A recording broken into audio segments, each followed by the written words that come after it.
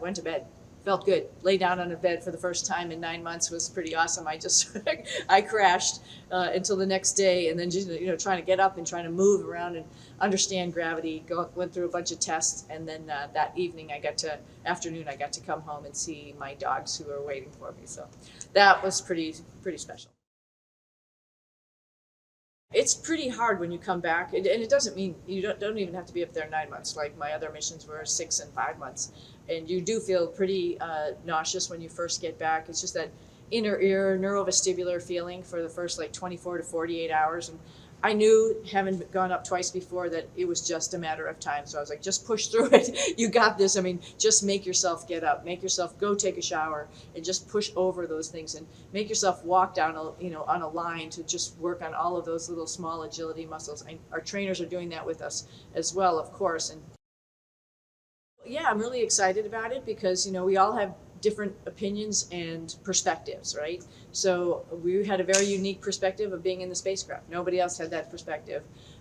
So I think us providing them with our perspective on what happened, and them telling us what their perspective of what happened down here through the telemetry and mission control, and then talking about what they've been doing, because we've been sort of focused on other things for the past couple months and not really focusing right on all of the work that's being done. So I think it's going to be a sharing relationship right there, and just discussing where we stand and where we think we need to go. But I think that is already the plan, because there will be new components added to the spacecraft, right, or replaced on the spacecraft. And so we'd really like to test that out, see how that works. So you got to take a step back and look at what tests we could do to prove out those new parts, or do we do another uncrewed mission and see how that works out and see how everything responds to the additions that we make. So I think that's just probably a smart, wise idea.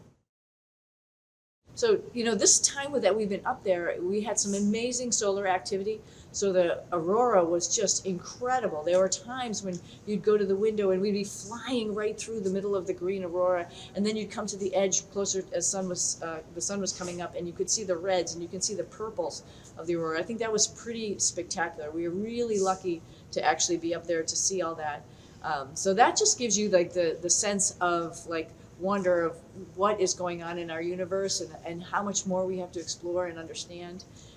I think the hardest part was just sort of not knowing and trying to relay that information to family and friends who are worried and waiting for us to come home, and try to reassure them that, hey, there's a lot of people, there's a army of people working on a plan and going to be getting us home at the right time on the right spacecraft. So I think that was just the hardest thing to convince them. And I think one of the ways that I was successful is I started writing a journal and showing them or telling them all about what was going on, and then I started bringing them along with me, and then that sort of turned the tide for me.